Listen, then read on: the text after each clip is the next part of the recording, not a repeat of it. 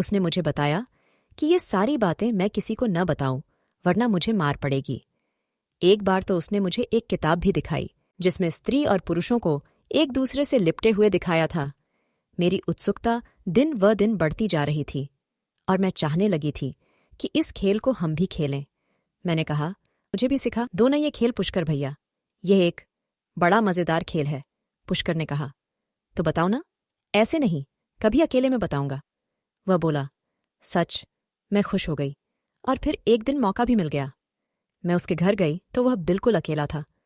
पूछने पर उसने बताया, सब लोग मामा जी की लड़की की सगाई में गए हैं, मैं नहीं गया। आज वो खेल बता दो ना, मैंने जिद की। उसने कमरे का दरवाज़ा बंद कर लिया, फिर खिड़कियां बंद कर पर्दे गिरा दिए।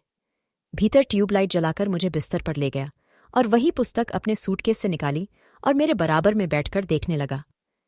मैं भी एक एक चित्र को गौर से देख रही थी।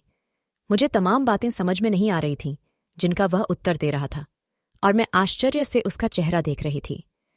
फिर उसने किताब वहीं रख दी और मेरे शरीर को सहलाने लगा। मैं भी उसके शरीर को सहला रही थी।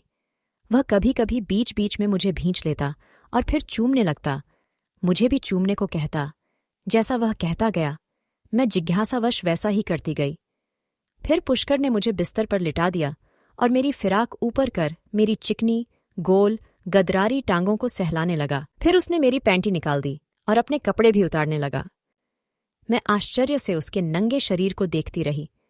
कुछ देर वह मुझे सहलाता रहा और मैं उसे सहलाती रही।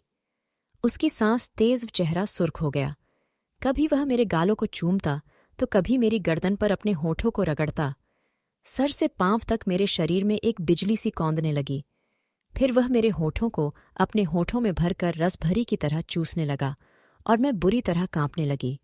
उसने मुझे अपनी बाहों में कसकर जकड़ लिया। इसके बाद